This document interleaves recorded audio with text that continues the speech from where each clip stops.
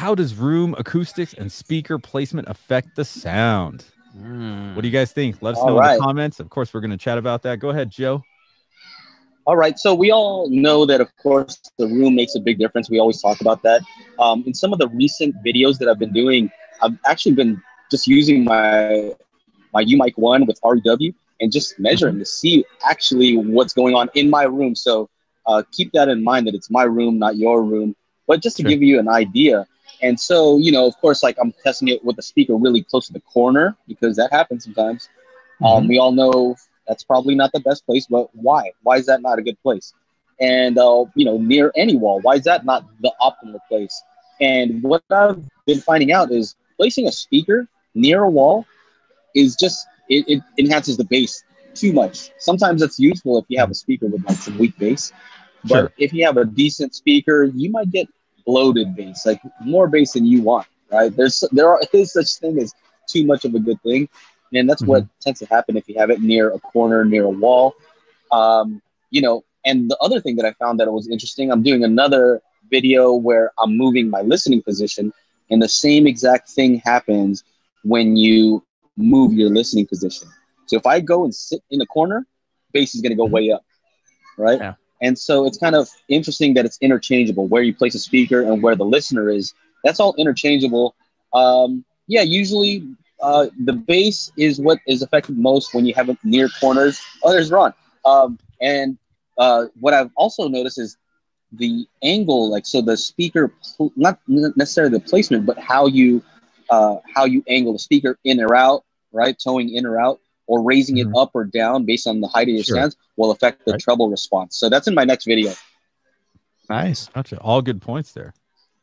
Good points. Good points. As you guys know, I am all about putting up some foam to handle reflections. I can't do that so much in my, living room, but here in the studio, you can see that one bass trap in the corner right there. I got more up in the ceiling, more behind, more to the sides. But yeah, I'm totally about room acoustics. And I know our boy Ron here. Welcome, Ron. What's up, Ron? Hello. How are you, sir? Thanks for joining us, man. Yeah, thank you. What do you think about room acoustics and how it affects the sound? Well, before we do that, when did Pitbull join Daily Hi-Fi? He's looking fresh, man. Looking fresh. He is looking fresh, man. Yeah, no, I just caught the tail end of what Joey was saying, and that's been my exact experience as well. And so, yeah, I mean, when it comes to room acoustics and treating the room, it's a really big deal, and super, super important for sure. But why specifically? We're just trying to say, like, what affects specifically? Because we always say, yeah, it makes a difference, right? But, like, what changes, right? Yeah. Well, sure. Yeah, I mean, I guess it comes down to the type of treatment that we're talking about. And it depends on what kind of problems that you have in the room. So, you know, in some rooms, you're going to have, you know, hard reflections. Like here in Arizona, we have a lot of tile. We have nothing but hard reflections. And so you really want to try to tackle that with absorption. And so that's going to deal with, like you guys were saying, echoes in the room, but also bass that likes to hang out in corners and things like that. So that's a big deal. And when it comes to diffusion, that's going to break up and scatter sound. And so the end result of that is a lot of times you can make your room sound larger than what it actually is. So if you have a smaller or medium room, working with diffusion can actually give the audible illusion that it's actually larger than what it is, which is pretty cool. Nice. So what's up with those bass traps that you have there?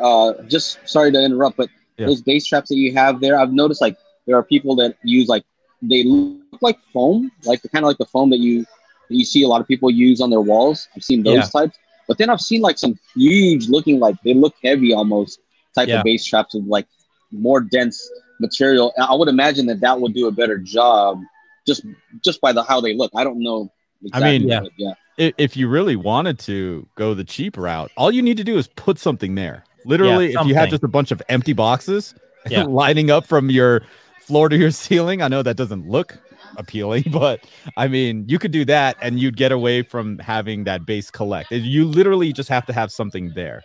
Yeah. Yeah, I mean, to what Joey was saying, you know, I mean, foam is kind of a mixed bag from what I've seen. Some people would say that it depends on the type of foam, and I don't know if that has to do with open cell versus closed cell, or if there's certain types of foam that lend itself better for acoustic properties. I think that that's probably true. I don't think that you can just buy any old foam, slap it on there, and have the same results as foam that is actually designed for acoustic treatment. But kind of going along with what Joey was saying, or what he was hinting at, is foam can only by nature, depending on how thick it is, do so much. It can only absorb so many frequencies, and it would be higher frequencies. If you got a foam that thick, man, I don't know. Okay. Yeah. So okay, hold on a second. So how much did your bass trap cost? And how much did that cost? Yeah. So so for 4 of those tri-traps that I have in my corners, I want to say it's around $800. Wow. $800. Chana, did you spend $800 on those? No, I spent well, I got a full room kit that was like around 1,800. Which so those were part of it? Yeah, these were part of it, and this is one of 8. So I got 8 of these. Chana, is that Orlex? Is that all Orlex? Orlex stuff, yeah. Yeah, so like that foam is not the same foam that you buy from like Foam Direct. It's actually designed for acoustic properties. The denser, maybe? Probably. It's pretty stiff. That's legit. That's legit. Pretty stiff, yeah. Interesting. I thought you were going to say you spent like $35. No. I mean, I got a good deal on it. But I had some coupons and stuff, and I got it from Sweetwater, which is I mean, this is all for music studios, not necessarily for home theaters. But I think what some people need to do is just know that especially in a home theater environment, you don't want to completely dead. Correct. You don't want to come completely dead.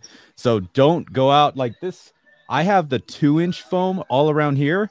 Some people put 4-inch foam, like pyramids, all around, and that really kills the reflections and stuff. And that could actually be a detriment to your system than improvement. So, be careful. Don't just go hog wild. It looks cool.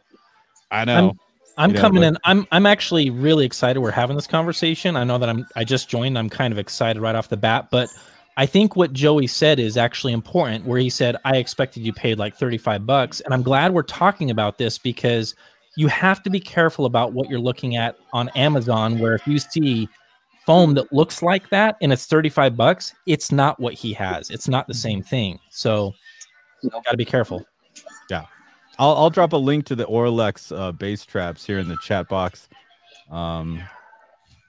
Anything else on this topic before we move on, or what do you guys think? Michael, what have you noticed in your home theater? The only thing that, all right, so I use 2-inch. They're basically, what are they? Probably 2 foot by 4 foot panels. And so when I added that, I used to think they were just, snake oil or whatever you want to call it, but as soon as I added them, I had a huge slap echo. And so it definitely got rid of the slap echo. The room still has some reverb, not much, but it has some reverb, because like Chana said, you don't want to cover your walls, because then you've got like an anechoic chamber, and that's not fun for home theater for sure. But one thing I did do that was kind of interesting. So I had 2 bass traps so if you're looking at the screen, the rear left corner behind me. And so I had them stacked basically from floor to ceiling. There were 2 triangles, real thick. And I decided, I had them for years, probably at least, probably 10 years, that I've had them since I've had my theater room. And I measured with them, and then I took them out of the room, measured again, and it changed 0. I mean, nothing. Now, they may have been, because they were DIY, bass traps. So they may not have been good quality, thick, dense. I don't know. But I just know those made no difference in my room in that one corner. But that's all I had them in. So it was kind of interesting. So, but I guess the best thing to tell you is, of course, if you've got them, take some measurements before and then take some measurements after you install them and see what it does in your room. Also, I'll jump in here. You got to be careful about what type of measurements that you're expecting. If you're looking for a change in the frequency response, you might not actually find that at all. So you want to be looking at like spectral decay, waterfalls to see how long things are hanging out in the room. So don't do a frequency response, see nothing, and then just return everything thinking that it didn't do squat, because that's not actually true. That makes sense because you're wanting to slow down that decay or quicken that decay, right? Exactly. So that it doesn't linger in the room and build. Okay, interesting. Yeah, I wouldn't have thought of that. Oh well, I got rid of them anyway. So now I at least have some space for some additional subwoofers back there, which is cool. Well, it's just interesting though, because in home theater, a lot of times, like for example, Mike, you have your Lascalas behind your screen, but inside of kind of like a cutout, right? It's like a cutout in your wall. Sure. So if you were to look at that, you'd say, okay, well, that might not be optimal because they're very close to the wall, they're inside of something, there'd be, you know, things like that. But I think in home theater, it's kind of like you rely more on the room correction to fix some of those issues. Yeah, for sure. Right?